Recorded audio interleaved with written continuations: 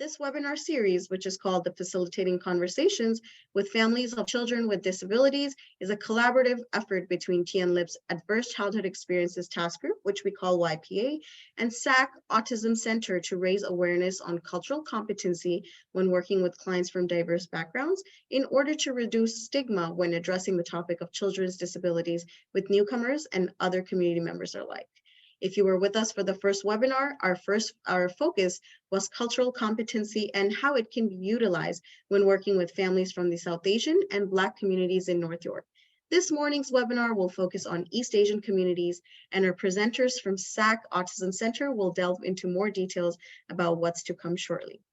We want to thank and welcome Dr. Shiv Sivapalan, Munira Khilji, and Usha Shanmugadasan from SAC Autism Center for joining us this morning to deliver this wonderful webinar for us. And now I'd like to ask our member Elena to introduce SAC. Good morning, everyone. SAC Autism Center brings decades of frontline and operational experience in delivering culturally responsive developmental health support.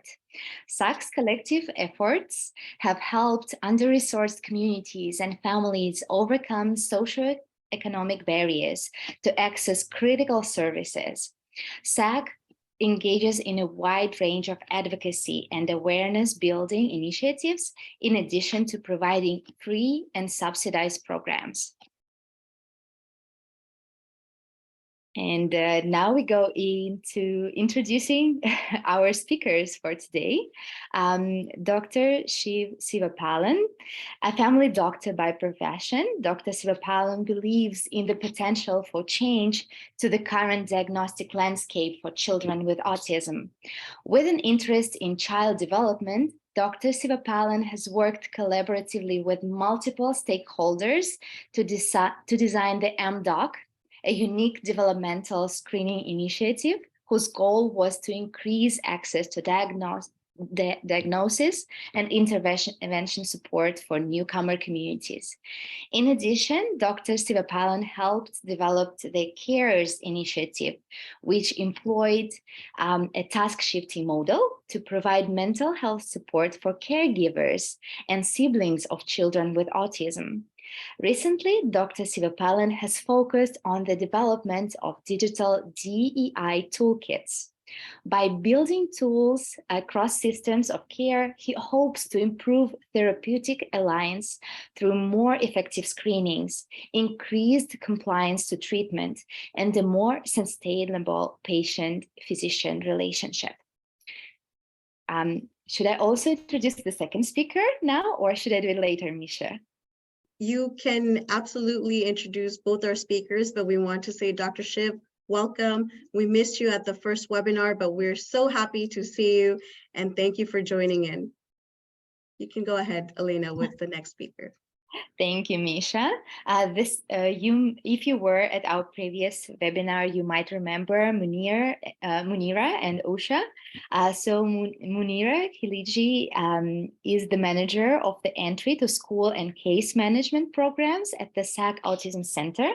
With over 10 years of experience, Munira has worked in various roles, supporting services for families of children with autism through her work with the Thorncliffe Collaborative for Muslim families, then at Health Access Thorncliffe Park, where she coordinated a school-based focusing on supporting children and youth experiencing challenges with learning, growth, behavior, and development. Currently, Munira supports ministry-led programming at the SAC Autism Center.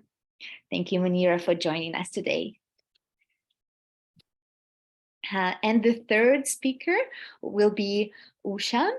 Usha is an educator, mentor, trainer, and curriculum developer, passionate about early years education and equitable outcomes in K-12 education. She creates meaningful programming, facilitates workshops for various educational organizations, and is a kindergarten teacher in Toronto. She recently graduated with a Master of Education in Educational Leadership and Policy from the University of Toronto, and is a 2021 Arbor Award recipient for outstanding volunteer service to the University of Toronto. Wow. Thank you so much, Usha, for being with us today. Thank you to all three of you, as well as an honorary welcome to Usha's baby. Thank you all. And we want to welcome Dr. Shiv, Munira, and Usha. Thank you so much for joining us. And we would like to hand it over to you. All three of you are co-hosts. Feel free to, take it away.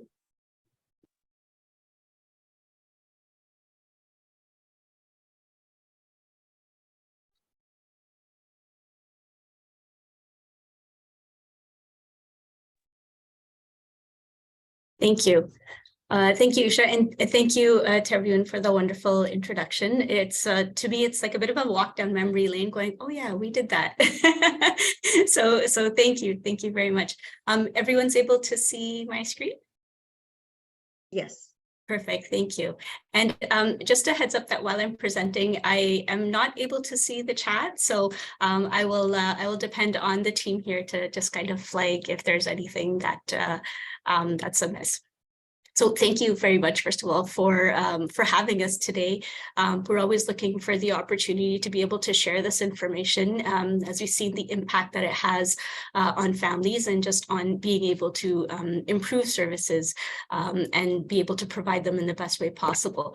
So before we begin our conversation, we would like to give space to our very diverse audience that's here in the room today and recognize that each of you may also have experienced or observed the kind of challenges that we'll be talking about. And so do please feel free to comment and share your experiences in the chat. Well, we've already been introduced, that wonderful introduction. Thank you, Elena. So in terms of our disclaimers, we are employees at the SAC Autism Center. We work together on the development of the Bridge the Gap toolkit towards cultural competence. The exciting news as well, we talked about the Black and South Asian toolkit last time. The East Asian toolkit that we'll be giving a bit of a primer of today will be soon to be released as well. Also, this topic of cultural competence and the striving towards cultural proficiency, it can't really be covered in one session, one or two sessions. It's a continuous journey. So this definitely doesn't replace an in-depth, continuous cultural competence training. So let's do a little bit of a recall from last time. For those of you who are here, this is a bit of a review. Some of the topics that we covered, we talked a little bit about the cultural competency continuum that Usha will do a quick review of later today. We defined and learned a little bit about those terms. We reviewed some of the barriers to access that are faced by Black and South Asian communities. We looked at ways to be more culturally competent in our interactions with them. And we also understood that the need for transparency and accessibility in the diagnostic process, the need for multiple modes of communication, the need for giving time, the lack of representation that is felt by communities. These are some of the themes that we drew, we talked about, and we continue to learn from. So for today, in the next couple of hours, what we'll be talking about themes that have been drawn from our interactions, engagements, and the review that we've done of the experiences of families and service providers of East Asian heritage. We'll be talking about cultural norms in the community, very specifically around Mandarin, Cantonese, and Tagalog-speaking communities. And then we'll look at strategies to best understand how we can provide service in the best way possible. And I will hand it over to Usha. Thank you, Munira. Good morning, everybody. So to set the stage for today's presentation, we want to do a quick recall of the cultural competency continuum. I'm not going to go fully in depth into the continuum as I did last time. but the recording of our session from last time is available should you want to review that. But the cultural competency continuum is going to set the stage for the presentation today, and also a tool to have in mind when you are having those conversations with caregivers and families. And like I had mentioned last time, while the continuum looks linear, it is not a linear process. And we are constantly trying to achieve cultural competence, and not necessarily cultural proficiency. To say that we are culturally proficient is almost to imply that the journey is finished. And as we know, that's just not true. So the cultural competency continuum is for us as a tool to strive towards understanding and being aware of cultural differences, and to take action with culturally responsive tools and strategies. So we want to keep that in mind for today's presentation.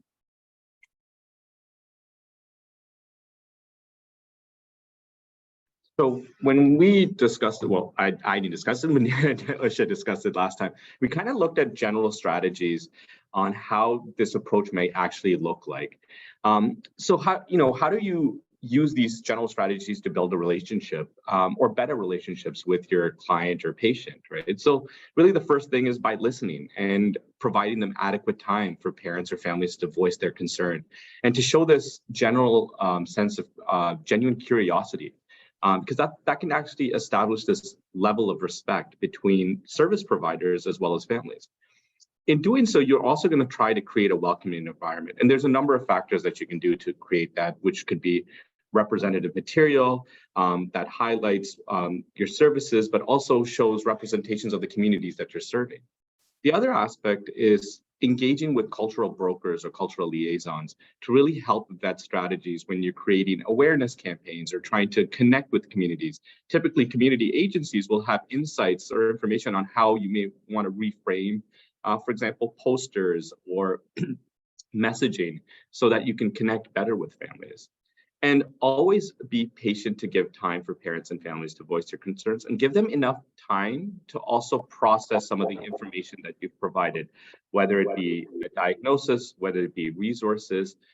And by doing so, you really start to establish this aspect of, just it takes time for relationships to be built. And families will, and that's a common trend we found with all the communities we served, is they appreciate it when they don't feel rushed. And like Usha and Munira mentioned, this approach continuously evolves through self-learning and self-awareness, and it should be something that you do lifelong.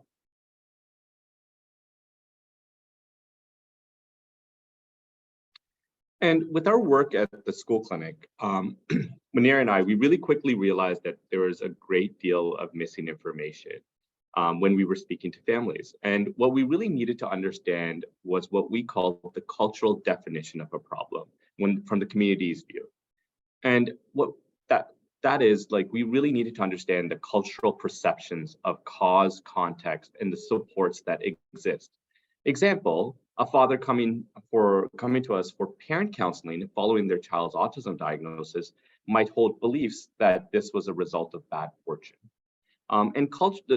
And we want to really look at what the cultural factors are that affect how this parent is self-coping, or has impacted how they've sought help in the past from other community agencies.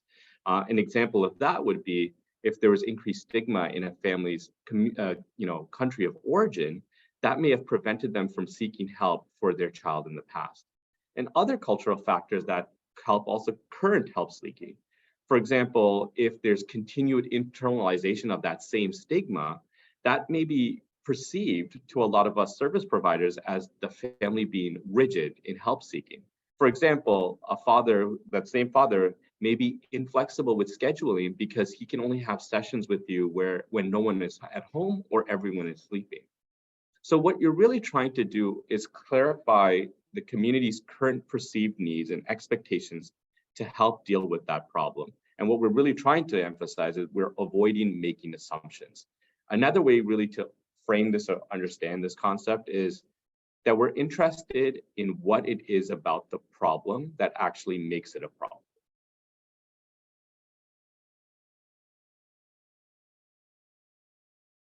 So how would that look practically using a culturally competent approach? So in the first place, when you're booking sessions with families, you want to consider a few things: accessibility, accommodations, and reassurance. So when you are booking sessions with families, you want to ensure that there are specific arrangements that are made for physical access, for communication access, and around work schedules, as Shiv had mentioned. So rather, when families are communicating that something may not work for them, try and not to see that as a difficulty, but as a real challenge that the family is presenting. So when we're looking at culturally competent approaches in this case, what we're trying to do is eliminate any systemic barriers that exist and trying to reframe that in a way that is accessible to the families. We also want to ensure that that we know who is going to be attending so that we are prepared to receive them in the most inclusive way possible. Additionally, we want to think about scheduling accommodations. So it would be very helpful to have, for example, a list of religious holidays in the office to make sure that we know when we're booking sessions that we're not booking around a family's particular holiday. So I know for me personally, when we are trying to book parent conferences, we want to make sure, and we ask families, what are a couple of dates that work for you? And then try to see if we can match those schedules around that. So accessibility, scheduling accommodations, reassurance is not something nice to do, but is something that is important to do.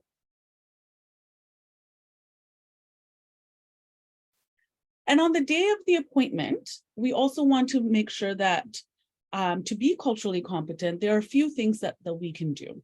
Number one, and even before booking the session, learn who is coming to your session and learn their name.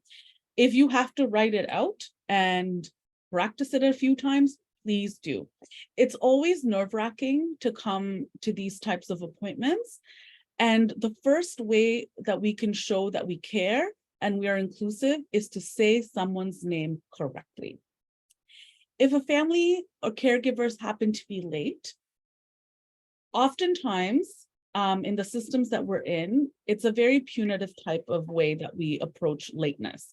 And so in cultural competence, we want to make sure that we can rephrase that by saying, we're really glad you're here today. Thank you for coming. There might be a myriad of reasons why someone is late. Give families some time to settle in. Oftentimes, we approach these types of appointments in a very clinical manner, and we want to make sure that we are setting the stage for our families and our caregivers to be comfortable. Just to jump in, Usha, I just wanted to add an example of the clients being late. When I used to work at a clinic in Bowmanville, some of our clients, some of my patients would show up late, and we had this no-show or late, late fee or something like that, until we really started to realize. And one family really was open and honest with us and told us that it was primarily because there were parking costs. So parking at our clinic, there was a fee for it, and just with that family financially struggling, it was easier for them to park maybe a block down where there's free parking or open parking lot and just walk down there, and bringing their child who was on the spectrum, through that block would take some time, and hence they were running a bit late. But just understanding that and keeping those little nuances in mind, it really helped bridge that gap between me and that family specifically. Thanks for sharing that, Shiv. So once we have, we've booked the appointment day, we've had them come in, it's really important in those, as soon as they come in, you want to make the families feel safe and comfortable.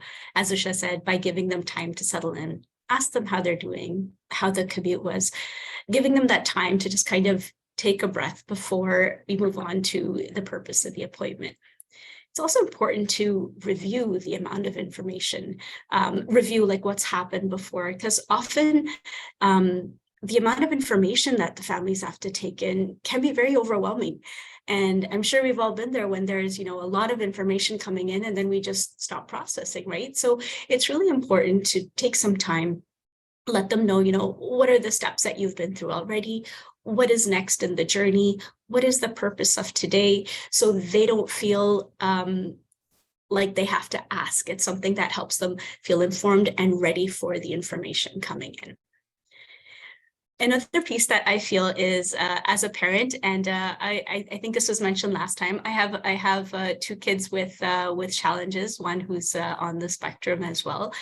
And I feel that no matter what, it's really important for parents to be reassured and to feel heard. Often with all of the information and everything that they're going through, the hardest part of the journey as a parent is the uncertainty. And they need to feel validated and feel heard, and they need to know that they need to hear someone tell them they're doing everything they can, and that they're taking the right steps. So it's important to take that time. And also within that conversation, it's also important to acknowledge what they might be feeling, the fears, the apprehensions. Often families might be going through something of a grieving process. All right. So it's important to acknowledge this throughout the conversations, so they feel heard, they feel acknowledged, and you're able to get a sense of where they're at in terms of the information that they're taking in.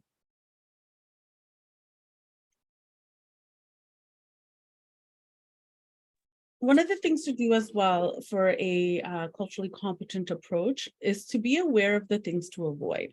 Something that we call microaggressions.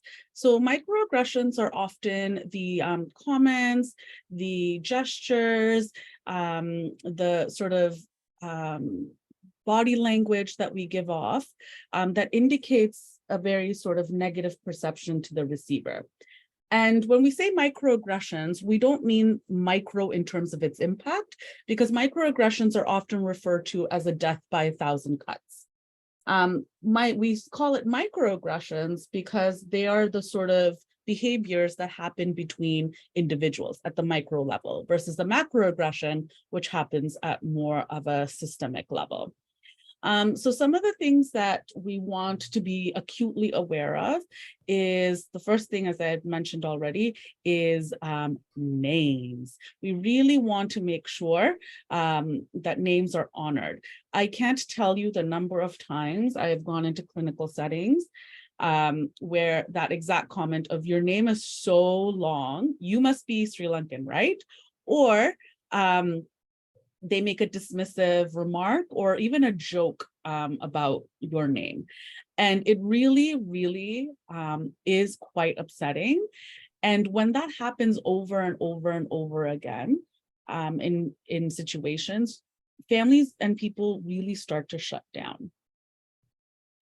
Other things that we want to be aware of is not to assume based on our own biases and project them onto our families and our caregivers. For example, if you have an immigrant family coming in, speaking in English, and you say something like you are so articulate, what you are really communicating is that you are actually surprised by the level of English competence displayed by this family, that you are assuming that they wouldn't be able to communicate that in that way with you. Sometimes when you're sharing information, families, as we have said before, often have to be advocates and researchers of information because, as our families and caregivers have said, information about autism disabilities is not readily available to them or shared with them. So they've done a lot of their own research. So if they're communicating this with you, saying something like, I'm so surprised you know this, is quite dismissive. It might be, that's really interesting. Where did you get that information from? And work with that. I'm so impressed by your English. Your English is so good. When did you come to Canada? Microaggressive statements. We're making huge assumptions about family backgrounds, caregiver backgrounds, based on our own biases. So these are just a few things to be really aware of. Other things to be aware of is your body language, and also the sort of visual cues that you are giving off. For example, if a family is late, and that may be frustrating for you, you want to be able to reframe that. So I was in a situation, for example, where I had to go in for an appointment. I was pregnant at the time, and quite sick. So it was just really challenging to sort of get there. And I was met with an eye roll when I got there. So as you can imagine, when you are heavily pregnant and you are sick, that kind of reception really was sort of defeating, to the fact that I still remember it to share it with you during this presentation. So we want to really be aware of our own biases in situations. And when we think about cultural competency, microaggressions are really destructive. Munira, did you want to jump in here as well? I think you've covered it quite a bit, Usha. Thank you. Actually, there was a point I wanted to make, but now I forgot it. So it's okay, we'll move along. So I think the biggest aspect and one of the major strategies is, especially in really in the context of when a child or family receives a diagnosis, is ensuring that there's still hope that relates to the families, and reminding parents that their child is their own unique person. And this doesn't need to just be from a physician standpoint. This can be for anyone that interacts with families that are seeking supports.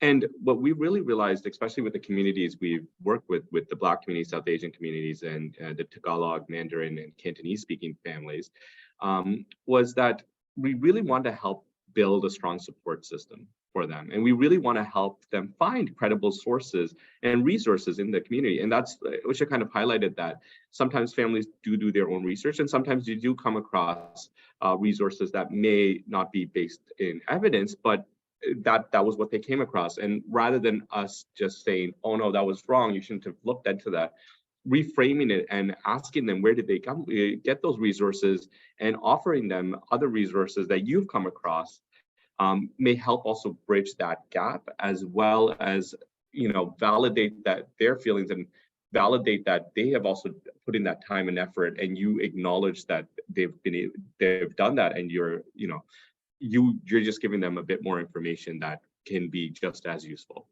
And then you also want to remind them to continuously do activities with their child, and ensure that everyone in the family is involved with that. And like Usha and Munira alluded to, a lot of these families, there's a lot of information thrown to them all at once. And so a lot of times they may find it very difficult to kind of plan and organize. So helping families set small and reasonable goals is the first step. And I think, and we'll go over how you can do that with specific examples for the specific communities, but really starting off with these small and reasonable goals will help them really break down the larger issues and concerns into smaller chunks. And remind caregivers to not forget to take time for themselves, as well as their partners if applicable. You really want them to understand that, you know, it's like pouring from an empty cup, right? If they burn themselves out, they won't be able to care for their child and support their families. So by being able to give them strategies where they can focus on themselves, and also, again, using that cultural context, because in certain cultures, they may consider respite or taking time off as they may feel guilt or feel shame in doing that. They're not supposed to, that their child is supposed to be that primary focus.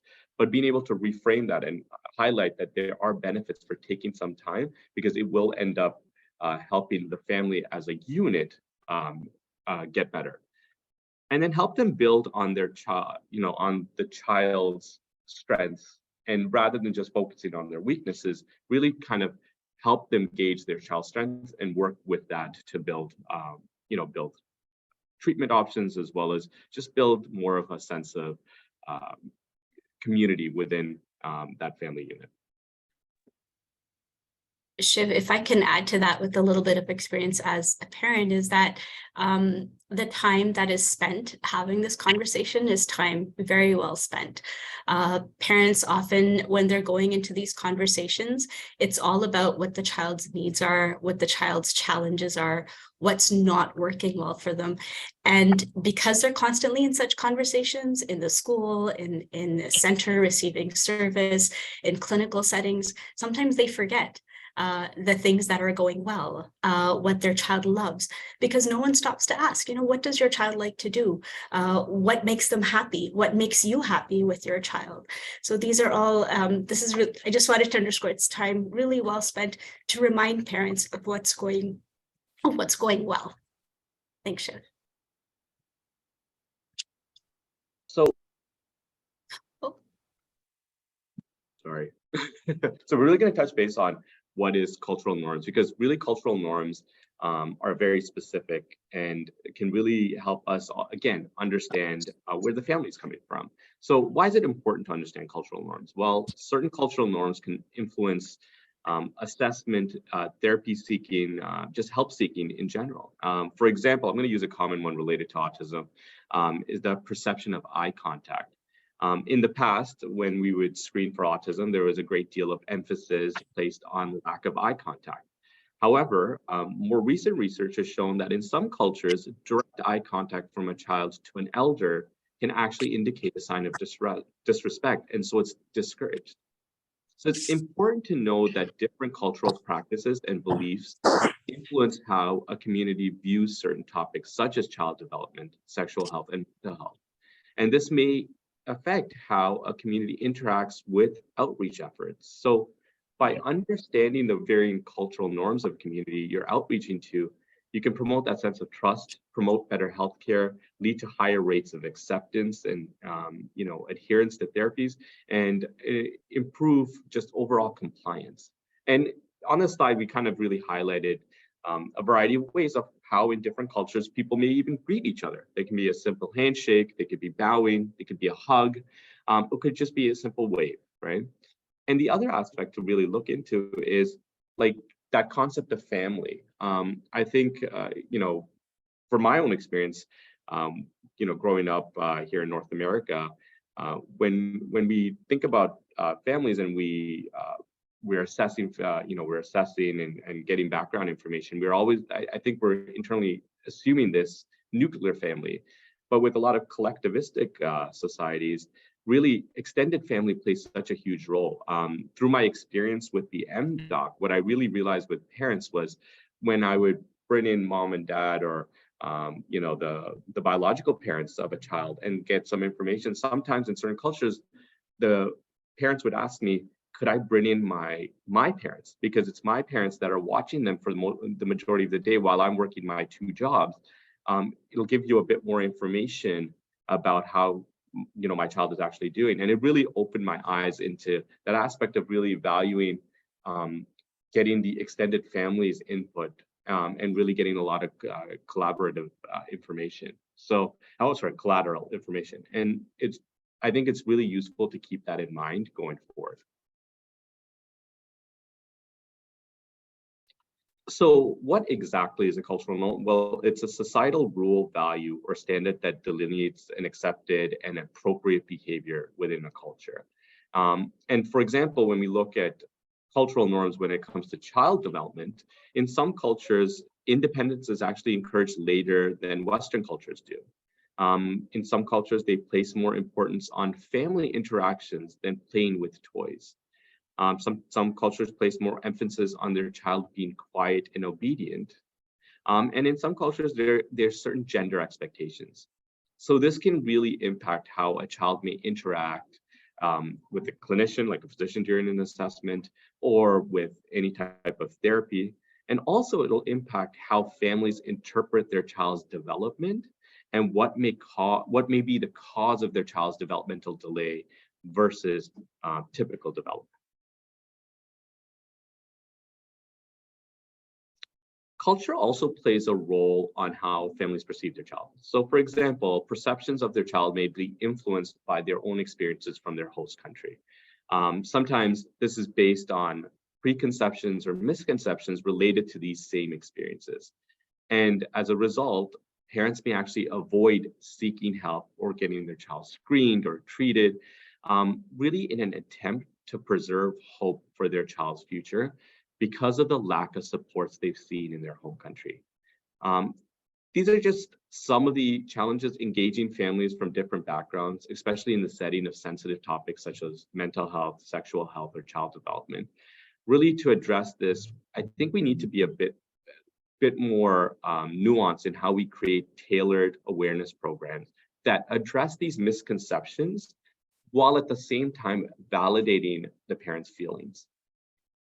Culture can also influence adherence to recommendations when we come to therapy, for example, where, as therapists, clinicians, or service providers, we may think, oh, this is a no-brainer. Example, a suggestion a therapist may give is spend time in joint play with your child or let your child direct a shared experience.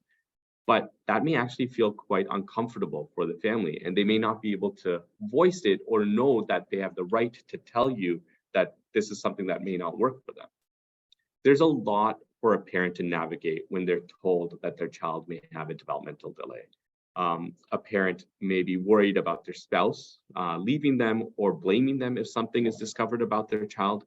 They may have concerns that other family members' marriage potential will be affected if there's a genetic component. This was quite common with our South Asian families.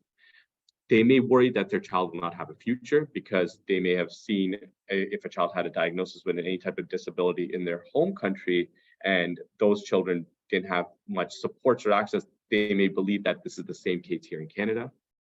They may be worried that they'll be ostracized or treated as an outcast.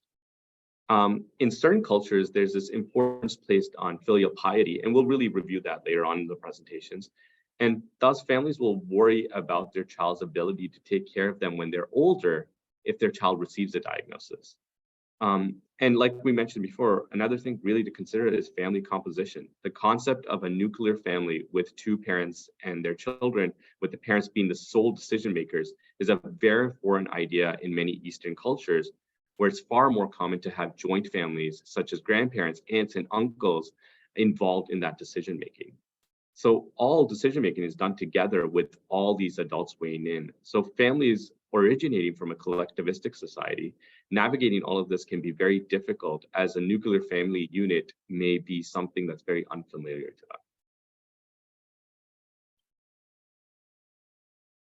So for today, we're really going to be looking at the cultural competency, competent approach within East Asian communities, and very specifically with Mandarin, Cantonese, and Tagalog speaking families, pardon me. So some of the themes that emerged from our Mandarin and Cantonese speaking communities when speaking with caregivers, when doing research within the literature, came down to a few very prominent ones. We're not going to go over them in depth today, but we will say that the toolkit is being released on July 3rd, yay! And you can, when you have access to the toolkit, you'll be able to sort of read more in depth. We will touch on other aspects of the toolkit in this presentation. But in terms of themes from our Mandarin and Cantonese speaking communities, is this idea of adjustment of expectations. So families might have this, caregivers might have an idea of, what their child and who their child is going to be. And then we have sort of this diagnosis and then what happens after that. Another theme is, sort of filial piety. We have immigration status. We have model minority, privacy, shame, and emphasis on success. So all of these themes have an impact on the way that families sort of approach having a child with a disability or a child with autism.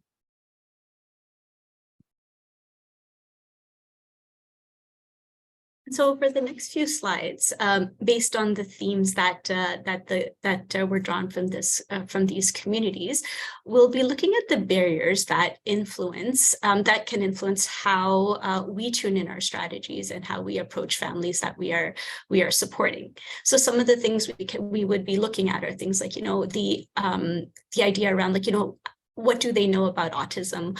What do they know about the causes of autism? What are the misconceptions about that?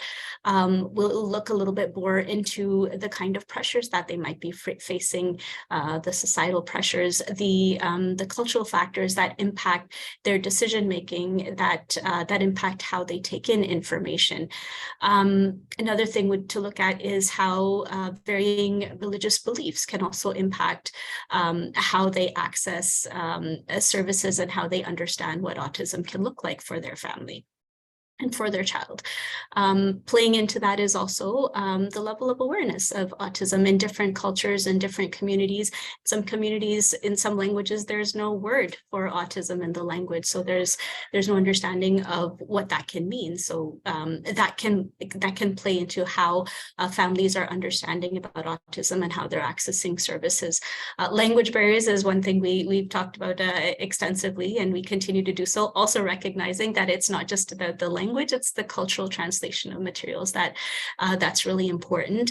Also looking at caregiver denial, recognizing that denial is a stage of grief, and often having to adjust expectations can often also families might go through grief because it's a change in expectation. It's a change in the kind of hopes that they have for the journey for their child and for their family. So we'll be talking a little bit about this in the next few slides.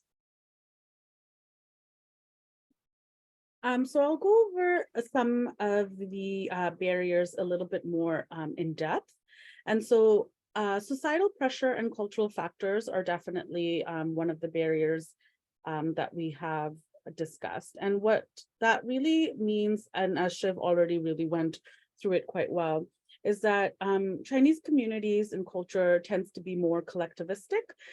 So where instead of the sort of individual's need being prioritized, as the family's need that is prioritized.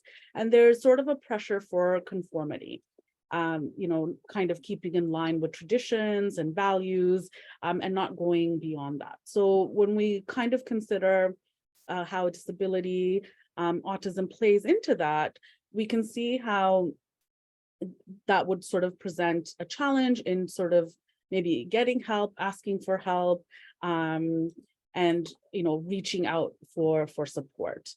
There's also a high value placed on something known as face. So there's a high social identity or value in what is known as face. And so loosely, this refers to the amount of dignity or prestige that is associated with an individual and is a cultural understanding of respect, honor, and social standing. Losing face are actions and or words that are disrespectful, while giving face are respect-giving actions. Emphasizes the importance of maximizing positive evaluation by others. So it's really important in the community to be perceived well by others, to save face, to give face. And also it really, it kind of shuns, in this way, it's sort of, it's a value that kind of displaces and devalues individuals with disabilities or individuals on the autism spectrum, because they're often regarded as, devaluing their family's social status and, being sort of a disgrace to the family or harmful to the family lineage.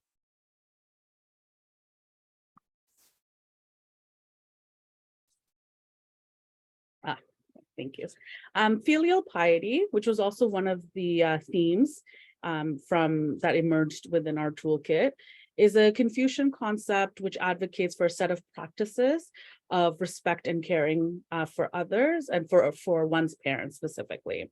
Parents are really seen as investing a lot of effort into raising their child. in the hope that in the future, the child will be able to, care for them. So this type of filial piety can add stress to caregivers if their child has a disability and will not be able to support them in the future. So having an understanding of that, sort of helps us in this work in being able to define why a child with a disability or a child on the autism spectrum is often seen as a challenge to these families, and also helps us in how we may want to approach or reframe that concept. Positive role of adversity on personal growth. So as an encouragement to strive in life, which can help families overcome the grief experienced after diagnosis and motivate them to move forward and start treatment. So adversity as a way to move forward and move through the challenges. And just to add to that, Usha, is in regards to that concept, what really we're trying to highlight, and you'll see this more in the toolkit, is with religious beliefs, yes, some of them, like for example, filial piety, can add stress to have families cope with a diagnosis or if their child has a disability. There's also these positive aspects of it that you can use to also frame them and keep them motivated in engaging with treatment, getting that child assessed and therapy going forward. Okay. I just want to pause and say thank you so much for being very accommodating of my child making an appearance here and there.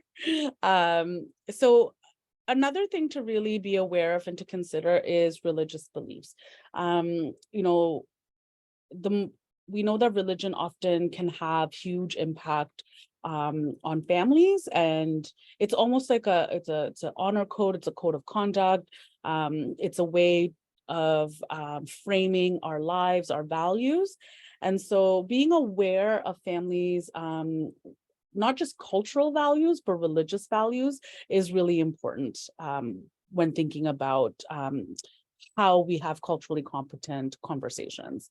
So Taoism advocates for humility and religious piety. It teaches that all living creatures ought to live in a state of harmony with the universe and the energy found in it. So many Chinese families follow Taoism and follow its non-doing or do-nothing approach, in that this approach implies spontaneity and not interfering and letting things take sort of their natural course. So you can see how this may impact getting support if their child has a disability.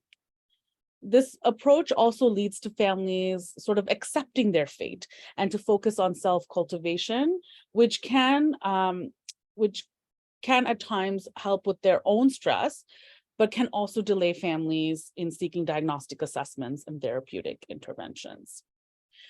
Although certain beliefs held in Confucianism and Taoism may act as barriers, some of the philosophies taught in both religions can be valuable in the post-diagnostic period to help build resilience and coping strategies for caregivers.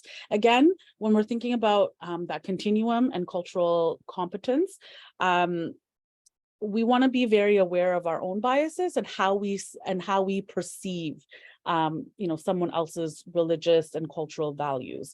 So we need to come from a place of understanding and not judgment. So by presenting sort of these barriers, what we're really trying to highlight is what families might be going through, what they're attaching to, and how that can then help how we're going to have the conversation. We're not here to change their minds. We're more here to sort of work with what we know about their backgrounds and to provide the most positive support we can.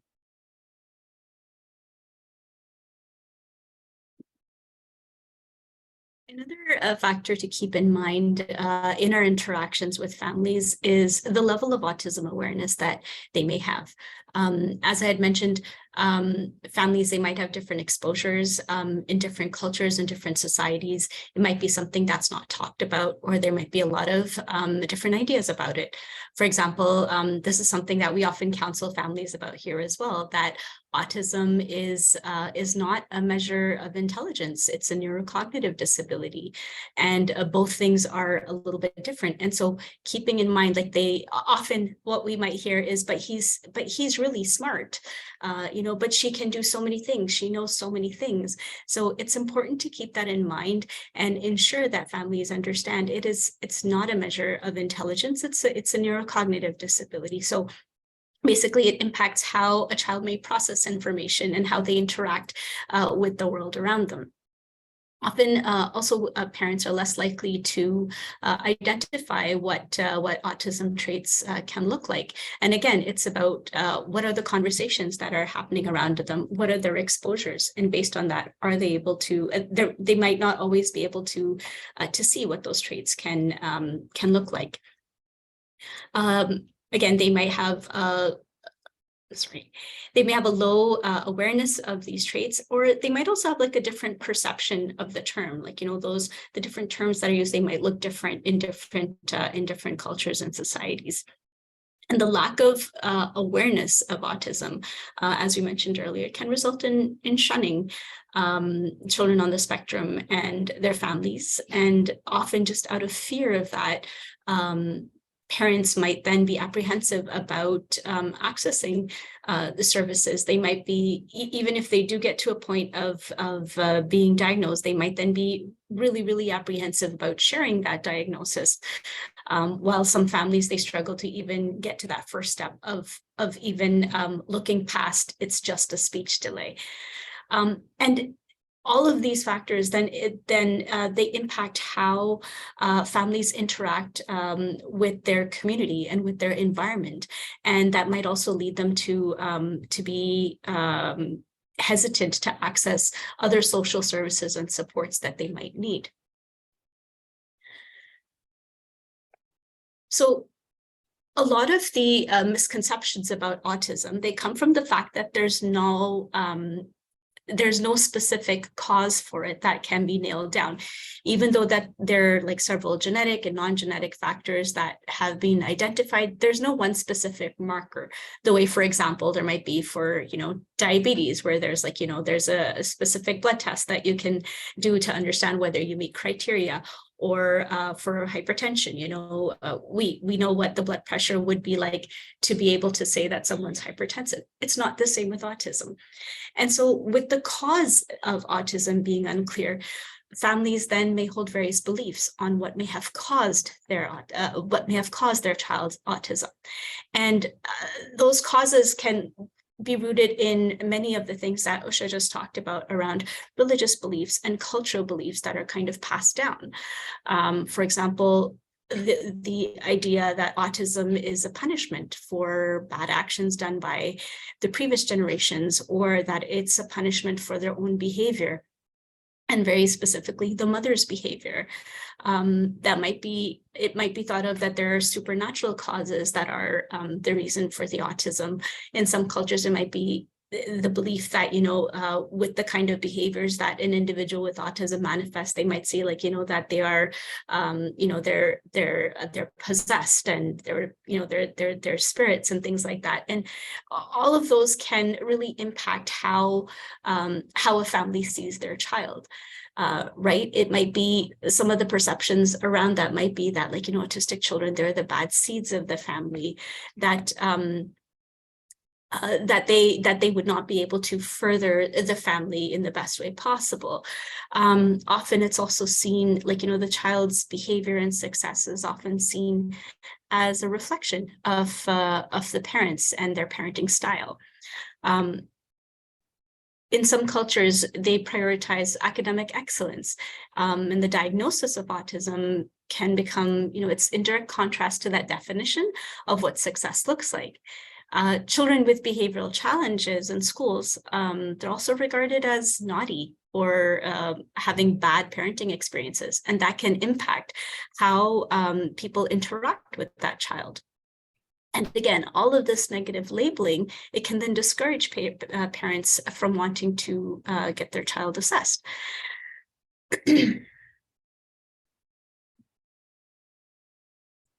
Go ahead, Shen. So what we really wanted to do, and in our toolkit, there's a lot of videos, but we want to just highlight one of the videos from Nali Zhang, right, our Cantonese speaking caregiver, and really it's a very short clip, but it kind of highlights the autism perception and support within that Chinese community. Go ahead, Maria.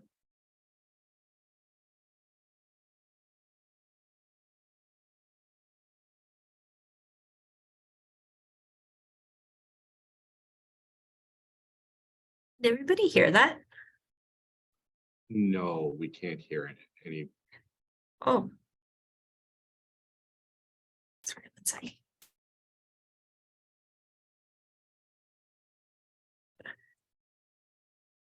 Sorry, 1 second. I realized I didn't share sound when I shared my screen. Just one moment. Sorry, technical difficulty.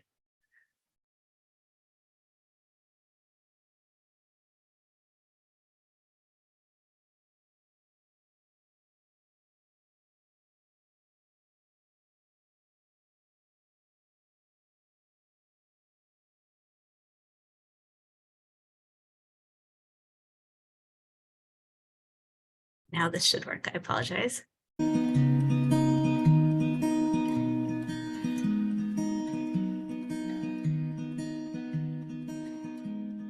其实呢，孩子有问题以后呢，我们会自己也变成自闭了，好像就是，刚开始会生怕别人知道，然后慢慢的我们的圈子会变小了，就是我平常的朋友啊这样子，就很少联系的，因为他们不了解这种，好是，比如说我带孩子去他们家。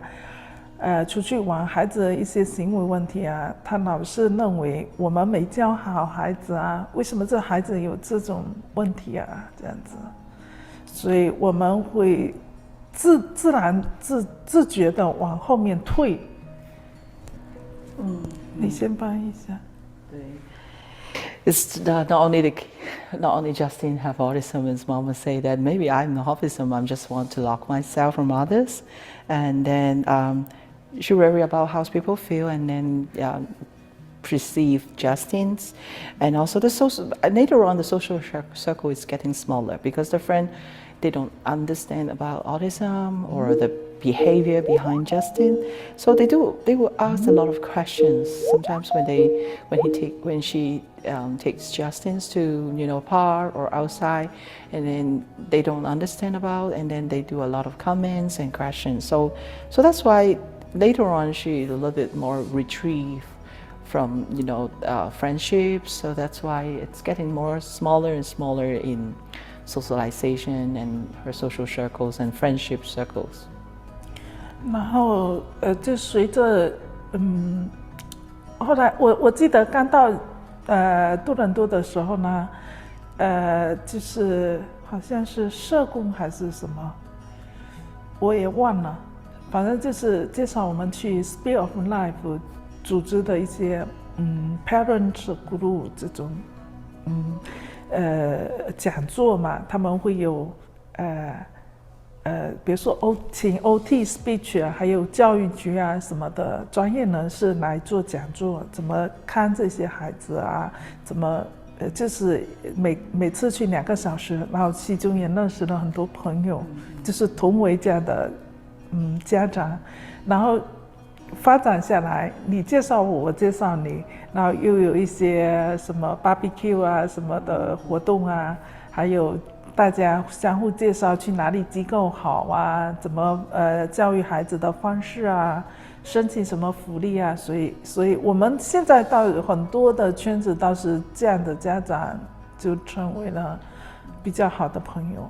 Yeah, so later on, she joined some of their parents' mutual health groups, and they do have workshops, and then so that's why the parents have a chance to gather together. So later on, the social circle changed to those families also with children in the spectrum. So that's why right now most of her friends or the people connected, usually it's families with similar situations with kids in the spectrum.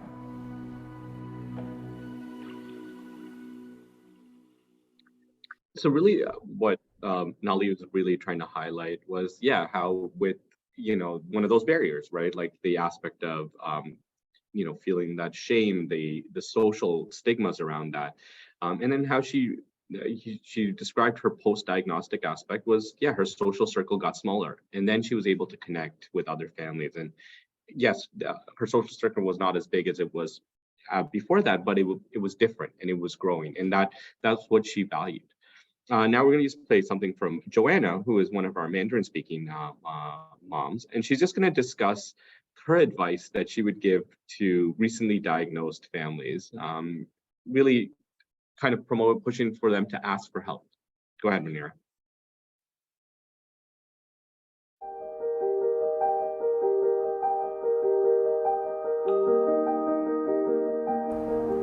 Just be open-minded. Open the big mouth, ask for help, search for different areas like Geneva Center or different Seki or your family doctor, and ask what can be done on which route you can go, so they can refer you to, not just keep quiet. Okay, my kid has a problem, I have to keep quiet. Just open the mouth and ask for help. There's so many organizations in the society. They can provide you with good suggestions. Majority of the doctors working in this field, I think they understand that, particularly as a kid, working with children. They won't give you the really disappointment answer right away. They will try to help you, guide you to the right direction to get help from different area. So far, maybe I'm lucky. I seen good doctor, and he was really get help from so many area. And Joanna really kind of highlighted how in Mandarin speaking communities, there's this issue about most families not knowing their rights to advocate or to critique, what supports they are entitled to, or what may work better for their family. And a lot of them like to keep that diagnosis in-house, whether it be autism or any other type of disability. And so hence, her thing is trying to advocate and tell parents from the community, hey, it's okay to go and share this, because you will get help. And by sharing it with doctors and psychiatrists, they may be able to guide you resources, but you need to ask for that. So it was just an interesting aspect of her highlighting some of the barriers and what she's recommending that the community does. Can I add something to that as well? Sure. Yeah. So one of the reasons we chose this clip is also when we're thinking about a culturally competent approach, we're trying to break that bias, right? You have somebody from the community basically saying, ask for help and be an advocate. And it's very powerful to sort of highlight that. Oftentimes we see sort of these processes as something that's being done to families, and families being sort of passive in the process. And what we're really trying to highlight is that families are often quite involved and quite active. And it may not be in the way that that's been westernized, that, in the way that we see as asking for help. But, we have this, caregiver now who's gone through the process and now is advocating, and it's a really powerful voice, and we want to be able to highlight that. Great, thanks, Osha. And then we just wanted to kind of really highlight this one quote that really stood out to us and really inspired like most of our toolkit. Told to us by a community support worker from the Mandarin and Cantonese community. So she had said, a big difference between the Chinese and the typical local culture is this sense of self. Stereotypically, the North American culture's sense of self is much more individualized. I would say it's a solid line of self for each person. When a diagnosis is given to a person, the identity change might be perceived as more localized to the person. Whereas in Chinese culture, the sense of self could be considered loosely. For example, the line between myself and my parents is less solid, and therefore the impact of an identity change could be much stronger. In addition, face, which can be translated as identity, is very important in Chinese culture. Therefore, anything that is altering the recognition of an identity, such as a diagnosis, has a very strong impact to the entire family as a whole. And I think she clearly kind of highlights, again, the barriers, but also how impactful any type of diagnosis, such as autism or a disability, can be, not just for the individual, but also for the family as a whole. Thank you, Shiv. So we're going to take a 5-minute break. It's been a lot of information. Feel free to turn off your camera, stand up, stretch, grab a drink of water, and we will see you back here at, of course, I can't see the time, at 10:50. At 10:50, I was going to say. Thank you to the three of you. It's been so educational so far. Thank you. Hey. Welcome to the case study interactive portion of the presentation. Because we've been sort of sharing a lot of information, we wanted to be able to honor your expertise and all of the experience and knowledge that you bring to the table in your various roles. And what we'd like to look at is a particular case study, a scenario from the Cantonese Mandarin speaking community. And what we would like you to do is to sort of go into breakout spaces. And Misha, I think you can help us with that. So you'll go into breakout spaces and kind of. Usha, you're muted. Sorry. We would like you to go into the breakout space and analyze the case study that we're going to present. Based on sort of the information that we've been sharing in this presentation, based on our understanding of cultural competence, and especially based on your knowledge and experiences, as this room has really a wealth of it. So I'm going to read the case study out loud and just leave it on the screen for a couple of minutes. If you'd like to jot down a few notes just to remember when you go into your case study, please feel free to do so. I am looking at the wrong case study, sorry. Okay. Would you like it to be random, like the breakout Yeah, rooms? the breakout spaces can be random. Okay, and how many different rooms? How many participants do we have? We have 25. Maybe about 4 per room, I think is a good number. 4 to 5. Maybe we Yeah, can have 4 to 5 5, rooms. yeah. Okay. Okay. So Lu arrives with his son, Yichen. Yichen is 5 years old. Yichen was referred by his family doctor due to concerns around speech, behavior, and poor social interaction. You are a community support worker and are meeting with Lu for an intake appointment and to help navigate the family to the appropriate resources. You start by welcoming Lu and Yichen and asking how the day has gone so far. You tell him what will be happening today, as well as how the next few visits will go. You offer to have a translator present, but Lu says they do not need one. The family doctor's referral indicates that Yichen's school teacher also had concerns around his social skills. He does not engage with other children. The teacher also mentioned that when Yichen gets frustrated, he sometimes bangs his head. You discuss this with Lu, and he admits that Yichen does bang his head at school, but he does not do it at home. He believes that Yichen is copying other children at school. Lou seems more anxious as you mention details of what the teachers have observed. He states that he does not observe the same behavior at home. Lou mentions that it has only been a few months since Yichen started at his new school, and he is still adjusting. He believes that the teachers should give Yichen more time and be patient. You mentioned to Lou that the teachers are probably looking out for the best interest of Yichen, and that by identifying any struggles he has now, they can put the right supports in place. Lou responds that Yichen is a smart boy, and he just needs some discipline to help focus. You ask Lou if he has spoken to Yichen's family doctor about getting assessed for autism. Lou appears shocked and confused when you mention the word autism. You ask him if he has heard of autism. He shakes his head, but asks if it will affect his son's ability to attend school.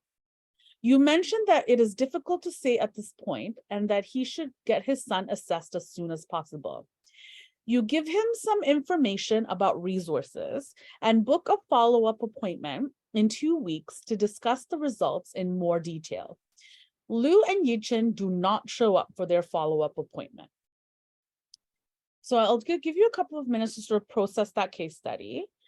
And in your groups, when you are having a conversation, highlight things that you think went well in this scenario, that seems culturally competent. Highlight areas that may not have been as culturally competent. What sort of barriers or factors may be influencing Lou's reaction and anxiety and worries? And if this was a scenario you had been presented with, what could you have done or what would you do differently?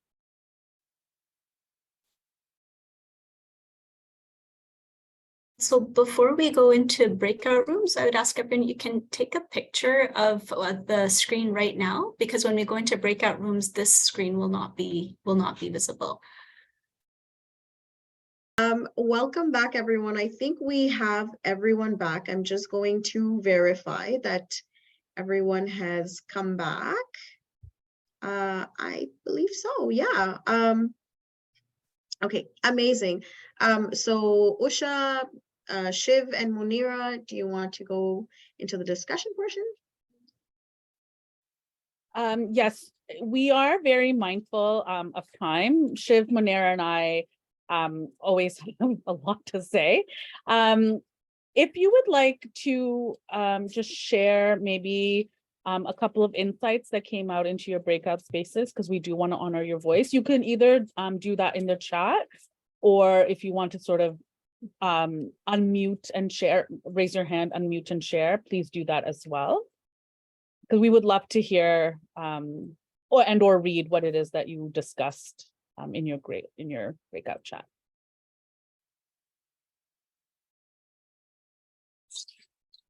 Would anyone like to volunteer?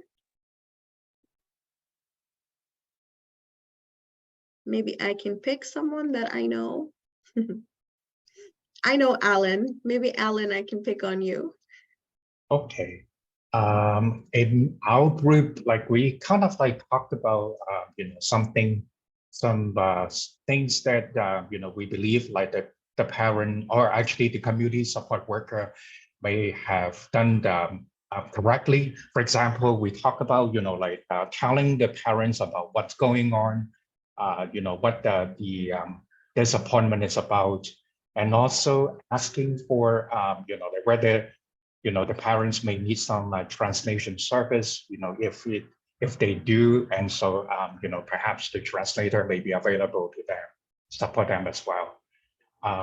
The other thing we also talk about is whether, in this initial meeting, the first meeting, would it be necessary just to talk about, like the autism as like a diagnosis, right? So perhaps maybe this might be a little bit like premature to jump into this issue, talking about, like autism and so forth. Perhaps maybe just like for the first meeting, just kind of like to understand more about the this child's behaviors, like the some of the things that happen at home and so forth. It's like a chit chat kind of thing.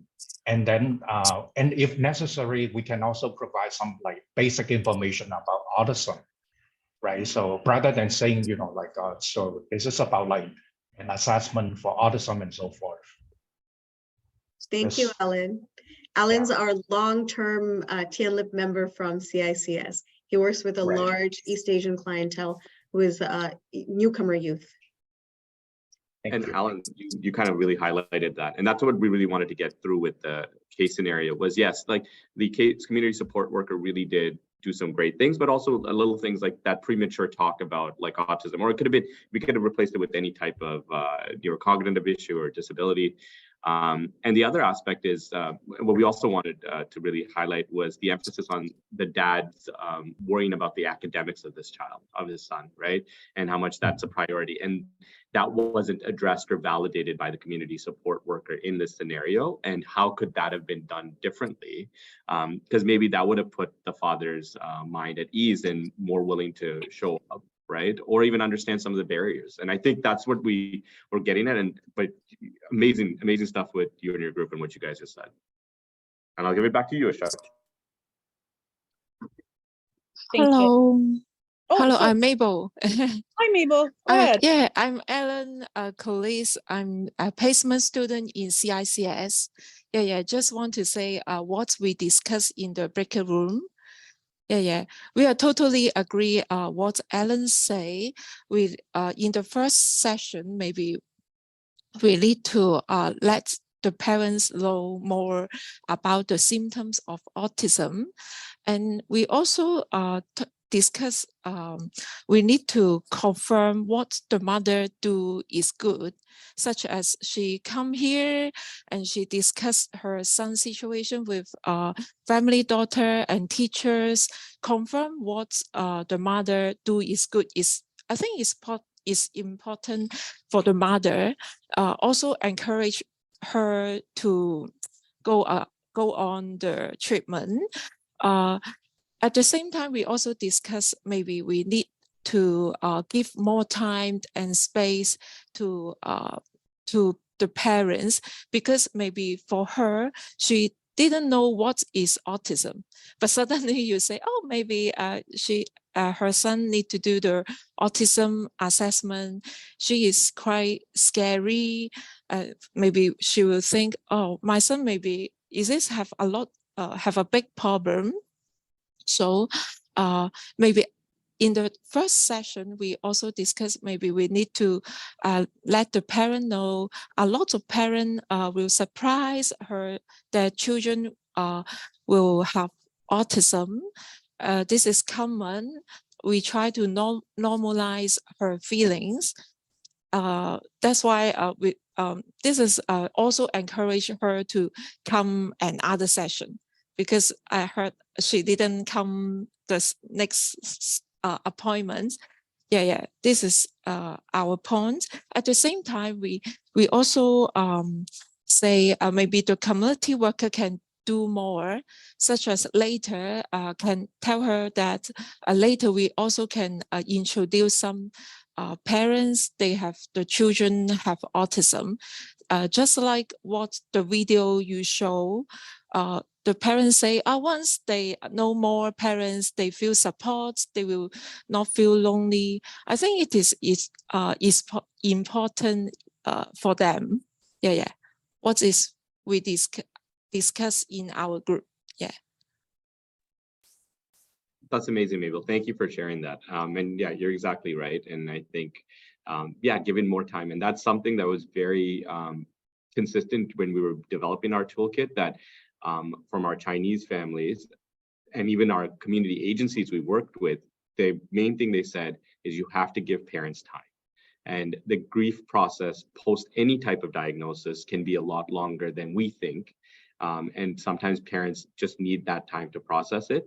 And what you mentioned about the mother as well, and that's something also we wanted to highlight with this scenario, because there was no mention of mother in here, but she plays a huge role, and there might be guilt. Maybe that's why she didn't come to this first meeting, right? And ensuring that you get information from her and as well as the rest of the family is really important. Thank you for highlighting that.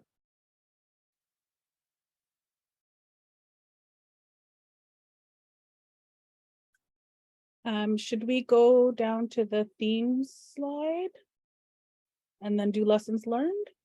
Yeah, let's do that with, we have a bit of time. So I think Munira, it's near the end. Yeah, give me 1 second. I thought I had, sorry.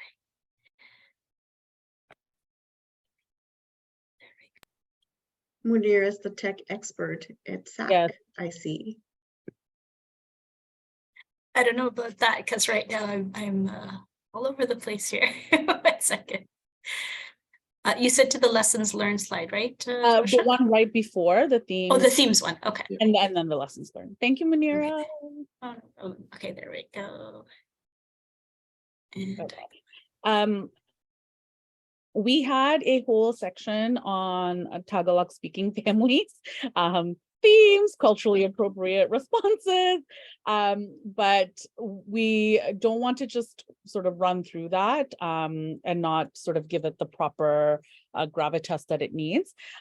We do want to say that the toolkit for the East Asian community, specifically for Cantonese, Mandarin, and Tagalog speaking families, is being released on July 3rd. You will get access to the link. We really encourage you to go through that toolkit as the information is covered there quite in depth. We wanted to acknowledge that it was a big part of our presentation, but Shiv, Munira, and I clearly can go on and on about topics, and so we didn't quite get time to do that. So here are some of the themes that were highlighted from the Tagalog speaking communities. And we hope that we'll have an opportunity to share that with you at another time. But you will get access to the slides from today. So the information that wasn't covered by us during the presentation is available to you. And as I said, July 3rd, when the toolkit is released, we really encourage you to delve deeply into that, because we think that the family's voices and strategies and tips and reflections in there will be very helpful for your own practice.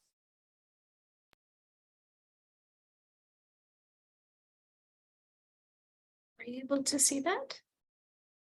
Yep. Okay, perfect. Thank you.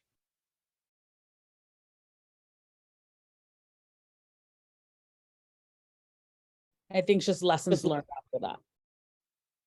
Yes. Did you want to start with the themes or go straight to lessons learned? Oh, sorry. Okay, there we go. Yeah. There you go. Thank you for your patience, everyone. Sorry about that. Yeah, just to highlight, and Munira, you know what? Can you just go back to that the theme section? I just want to go over that just quickly, and then it'll lead right into our lessons learned. So similar to what we had found with our Mandarin Cantonese speaking families, we did find similar themes. For example, shame was a common theme in Tagalog. It's referred to as haya. I'm probably pronouncing it wrong. And it was something that was very important and kind of similar to that aspect of face within the Mandarin and Cantonese speaking family. There was also a theme around like the importance of family and community. They also was a common theme of how families had concerns around the assessment and how the assessment, like the tools that clinicians use may not really be culturally sensitive. The other aspect is how there's a shared identity within the Filipino community and how kapwa can be used not as a barrier, but actually use this to help families connect and share that diagnosis and build stronger bonds. And then there was this aspect around cultural competence and bias, or how the diagnosis of autism or any other type of disability has negative perceptions, not just within the family setting, but by the community. And there was that limited awareness or understanding of what causes autism and how that could impact, what families believe is the cause, such as, similar to the Chinese communities, bad parenting or sins of the past. And also the aspect for Filipino families was the lack of community when arriving to Canada, and the importance of how during those first few years, a lot of times it might be just the one spouse and their child coming to Canada and waiting 2 years for this reunification process where they're waiting for that other spouse. And during that time, their priority is really making sure that their other spouse comes over. And sometimes during that frame, like that time period, it may be difficult for them to be like, oh, I'm going to go get my child assessed, or I'm going to go for therapy, and I'm going to, because their priority really is to, unite with family, because family is so important to them. And the aspect of privacy, where everything's kept in-house, families really didn't want to share the diagnosis with anyone because they felt they were going to be ostracized. And then there was also this concern around mistrust within the healthcare system based on just experiences from back home, and how that can impact them from accessing services.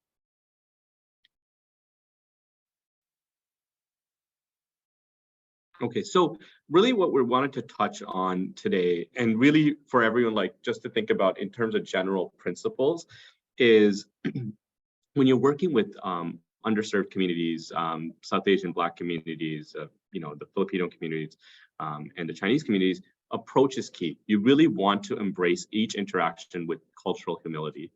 And you really want to show this genuine collaboration and be able to reframe how things are said or portrayed, and that'll allow us to gain a better insight into what the communities actually need. The other aspect is acknowledge those social issues, as they can sometimes be barriers and may lead to a different set of priorities for communities, like we mentioned with the Filipino community, especially if there's that reunification process that's like pending. Sometimes understanding that and knowing that it may just not be the right time for that family. And also remembering that the cultural definitions of words may vary. And this can be extremely important when translating material. What we learned when we were working with some of the Chinese families and communities, they had mentioned the word play. And I was like, play? And they're like, in some cases, play or being playful can have a negative connotation. And I was very shocked and surprised. And one of the community support workers mentioned, she's like, no, because sometimes, well, back home, if your child is considered playful or just playing, it was meaning that the child was not focusing on academics, and hence there was this bit of negative connotation to that word. So it's really important for us to understand that different words can have different meanings within different communities, and to be careful when we're using those words, because it can act again as that barrier and deter parents from seeking help or assessments.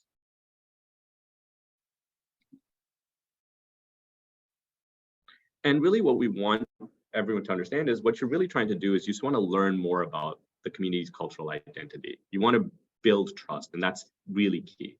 And this can be done by utilizing cultural liaisons. So inviting trusted community members to be part of your initial interactions with families.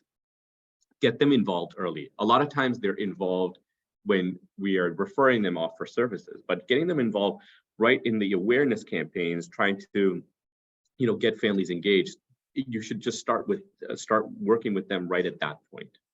And aim to improve awareness within the community as a whole and not just individual families. And the one real last thing that we really want to emphasize is meet families where they're at. This might sometimes mean not rushing families through an assessment, they're not ready to go through it. And just ensure that you have an open line of communication with them so they know that they can always come back to you. And finally, always keep that growth mindset, like we mentioned with that continuum. By continuously striving to be culturally proficient, these underserved communities will be better supported. And I think that's it. And we're going to open it up to questions now.